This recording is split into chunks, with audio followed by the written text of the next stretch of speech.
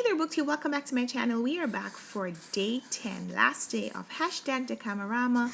Today the stories are about magnificence. Panfilo is king, and here's the first story.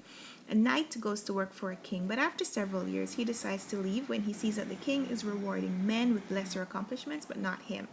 When he complains, the king says it's not that he doesn't want to give to the man, but fortune doesn't smile on the knight. To prove it, he gives him 2 chests to choose from, one filled with jewels and one filled with dirt. And when the man chooses, he chooses the dirt. So the king proves that the man has bad luck, but gives him the jewels anyway.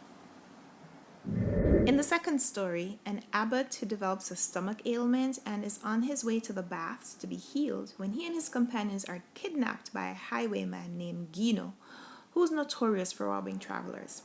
The abbot is kept isolated, and Gino visits him daily but hides his identity. He keeps the abbot on a strict diet until his stomach is cured, at which time Gino finally reveals his identity, returns the abbot's belongings, and asks the abbot to testify to the Pope on his behalf.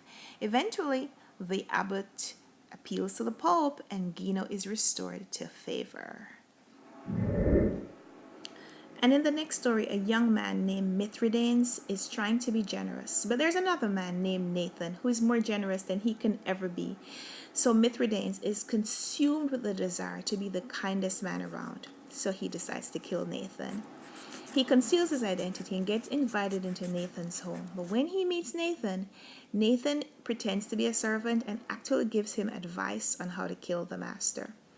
When Mithridates follows the advice and goes to kill Nathan, he realizes that the man is so kind that he would give up his life if that's the thing Mithridates desires most. So Mithridates repents of the obsession and instead spends time learning from Nathan.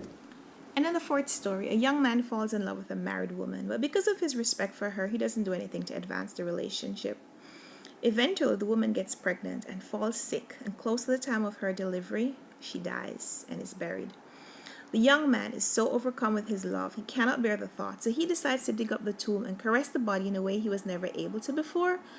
But when he does so, he realizes that the woman isn't dead after all, so he takes her home and gets his mother to nurse her back to health. She gives birth to a beautiful son, and he promises her that if she stays and recovers fully, he will bring her back home, if that's what she wants. A few months later, he invites her husband and a host of other people to a banquet and gets them to discuss a hypothetical situation where if a servant is abandoned and picked up by another master who the servant belongs to, the husband and all the other men all agree that the servant should belong to the second master who saved it. And when it is revealed that the woman is alive and she rightfully belongs with the man, he returns her and her baby to the husband anyway. This story is about a man who falls in love with a married woman, as has happened so many times in this collection. Anyway, this time the man pesters the woman so much that she eventually concedes that if he can find a way to create a garden with fresh flowers and fruits in the middle of the wintry January, that she will be with him. Although he realizes next to impossible, the man is inspired to try, and he retains a magician who, lo and behold, makes a garden with lush green lawns and flowering plants in the middle of the snow. The woman is heartbroken because it means that she'll have no way to deny the man now, and she tearfully confesses to her husband the promise that she made. The husband declares that she should not have made the promise, but since she made it, she has to carry it out. So the woman goes to visit the man. When she conveys how heavy it weighs on her heart, he excuses her from the promise, and the magician decides not to charge him for his services. In story number 6, a king hears about a beautiful garden owned by a man who's opposed to his rulership. However, the king is so entranced by the garden, he arranges to visit, and the man welcomes him, even arranging for his teenage daughters to entertain the king. And of course, the king confesses that he's fallen in love with one of the daughters and wants to marry her, even though he is significantly older than she is. The man doesn't just refuse, he chastises the king that he would take advantage of him in that way. And the king eventually decides to ignore his own feelings and instead puts up the dowry for the girl to be married to someone more appropriate. A young girl falls in love with the king, but it's a forbidden love because first, she's a daughter of the apothecary, and the king is far above her station, and secondly, because the king is already married.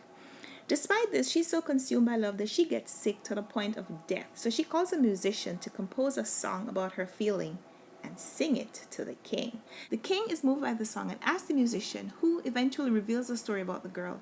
The king goes to visit the girl, so she recovers, and he marries her off to someone else and elevates her station. A couple of schoolmates named Giuseppus and Titus become such close friends that they spend all their time together. When a marriage is arranged for Giuseppus, they both go to visit the young lady, but Titus falls in love with her and is racked with despair that she's engaged to his friend, but also racked with guilt that he envies the man who's closer to him than anyone, and he desires to die as penance for his appropriate feelings. However, when Giuseppus finds out why Titus is sad, he comes up with a plan to give his fiancée to his friend. He takes the girl from her family to have the wedding at home privately in the dark. Titus proposes and put a ring on her finger, so when she finds out, she's already married to Titus. And that's what they do. Eventually, Titus leaves with his wife and goes back to Rome and becomes a rich man, while Giuseppus becomes a vagrant and eventually makes his way to Rome too. He arranges for Titus to see him, but when he is ignored, he is so sad. He confesses to a murder so that he will be executed. However, when Titus hears about it, he also confesses to the murder, so Giuseppus will be free. And when the actual murderer hears, he's moved by the love that the two men have for each other that he also confesses, and all three of them are freed. In this story, a Christian man entertains an Arabic sultan named Saladin without knowing his real identity. But the man is so generous that Saladin vows to repay him someday.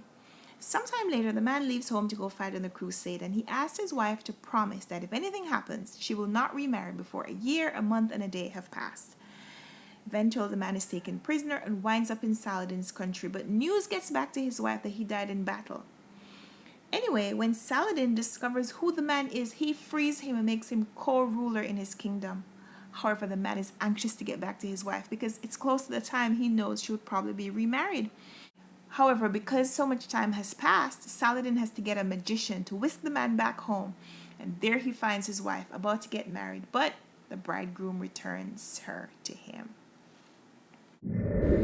The last story is about a rich young man who's being pressured to take a wife. So he asks for the peasant's daughter's hand in marriage, has her stripped naked of her coarse cloth and dressed in fine clothes, and proposes to her. Over several years of marriage, she proves to be the perfect wife, but he tests her over and over again.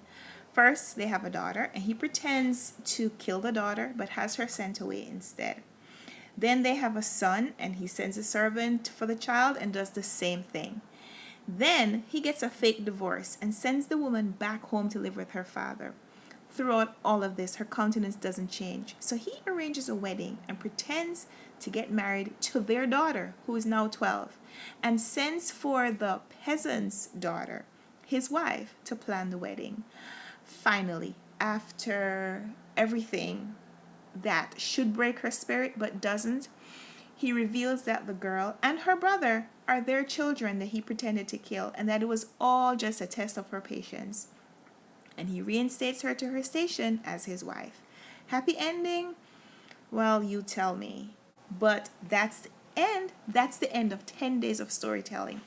After the final story, the characters decide to return home. They've been away for 15 days, and they think if they stay away much longer, other people might barge into the palace and change the dynamic, and it won't be fun anymore. So just like that, they return home, the women to their corners and the men to theirs.